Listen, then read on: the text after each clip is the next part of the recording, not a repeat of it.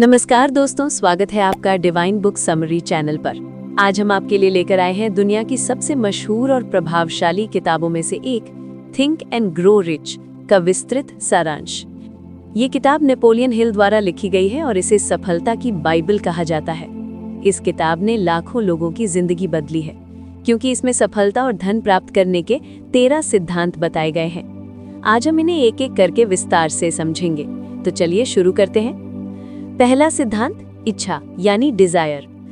हर सफलता की शुरुआत इच्छा से होती है, सिर्फ सामान्य इच्छा नहीं बल्कि प्रबल और जलती हुई इच्छा। हिल कहते हैं कि जो आप अपने मन में स्पष्ट रूप से चाहते हैं और उसे पाने की जलती हुई इच्छा रखते हैं, वही आपकी वास्तविकता बन सकता है। इच्छा को वास्तविक लक्ष्य में बदलने के लिए अपने लक्ष्य को लिखें, उसे पाने की तारीख तय करें, एक स्पष्ट योजना बनाकर तुरंत शुरुआत करें। हर दिन उसे जोर से पढ़ें और कल्पना करें कि आपने उसे हासिल कर लिया है। उदाहरण, थॉमस एडिसन की इच्छा की बल्ब का आविष्कार करना। हजारों असफलताओं के बावजूद उनकी प्रबल इच्छा ने उन्हें सफलता दिलाई। दूसरा सिद्धांत, विश्वास यानी फेथ। दोस्तों, केवल इच्छा ही काफी नहीं है, उस इच्छा पर विश्वास होना भी जरूरी है। हिल कहते हैं कि विश्वास वो मानसिक स्थिति है जो आपके विचारों को वास्तविकता में बदलती है।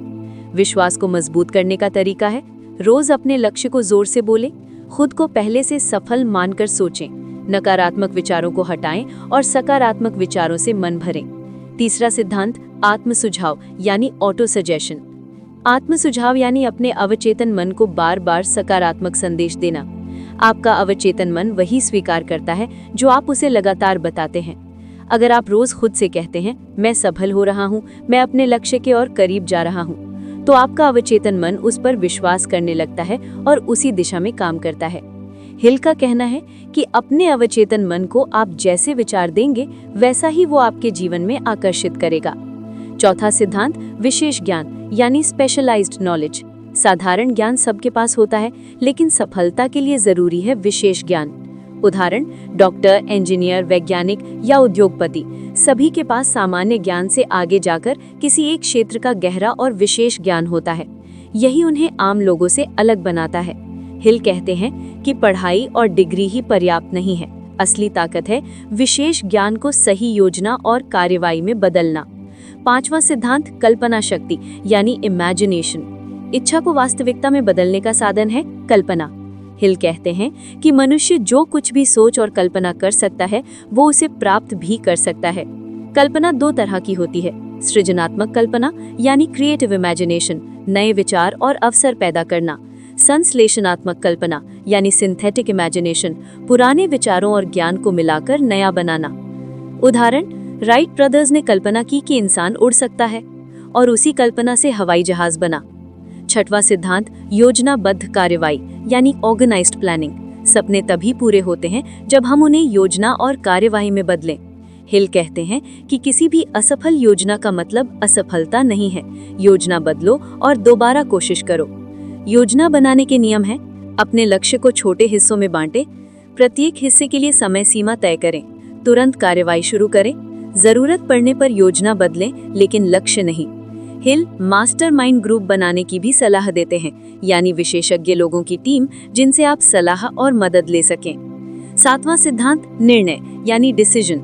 हिल कहते हैं कि निर्णय की कमी असफलता का सबसे बड़ा कारण है। सफल लोग तेजी से निर्णय लेते हैं और लंबे समय तक टिके रहते हैं। असफल लोग देर से निर्णय लेते हैं और बार बार बदलते रहते हैं। उदाहरण, एंड्रयू कार्नेगी ने एक ही फैसला लिया, इस्पात उद्योग में महारत हासिल करनी है। जीवन भर उन्होंने उसी पर ध्यान दिया और अमेरिका के सबसे अमीर उद्योगपति बने। आठवां सिद्धांत, दृढ़ता। इच्छा, विश्वास, योजना सब बेकार है अगर आपके पास दृढ़ता नहीं है। दृढ़ता का मतलब है कि कठिनाइयों और असफलताओं के बावजूद बार बार कोशिश करते रहना।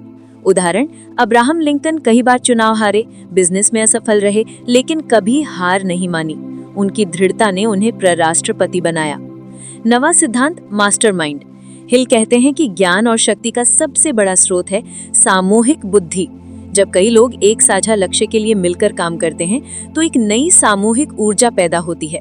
यही है मास्टरमाइंड की ताकत। उदाहरण, हेनरी फोर्ड के पास तकनीकी ज्ञान नहीं था, लेकिन उन्होंने एक विशेषज्ञ लोगों की टीम बनाई। उस टीम की सामूहिक बुद्धि से वो सबसे बड़े उद्योगपति बने।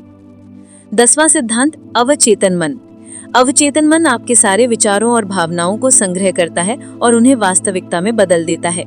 हिल कहते हैं कि अवचेतन मन वो पुल है जो आपकी इच्छाओं को असीमित बुद्धि तक पहुंचाता है। इसे सकारात्मक विचार, आत्म सुझाव और विश्वास से प्रशिक्षित करें। 11वां सिद्धांत, मस्तिष्क यानी द ब्रेन। आपका मस्तिष्क एक शक्तिशाली प्रेषक और ग्रहणकर्ता यानी ट्रांसमीटर एंड रिसीवर है। सकारात्मक विचार आपके मस्तिष्क को मजबूत सिग्नल देते हैं, नकारात्मक विचार आपकी शक्ति को कमजोर कर देते हैं। जब आप मास्टरमाइंड, आत्म सुझाव और अवचेतन मन का सही उपयोग करते हैं तो आपका मस्तिष्क असीमित बुद्धि से जुड़ जाता है। 12वां सिद्धांत, छठी इंद्री। ये सबसे रहस्यमय सिद्धांत है।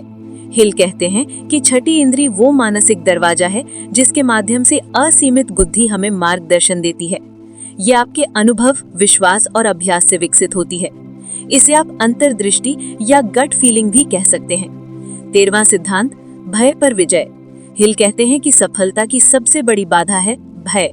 भय के 6 प्रमुख रूप हैं: गरीबी का भय, आलोचना का भय, बीमारी का भय, प्यार खोने का भय, बुढ़ापे का भय, मृत्यु का भय।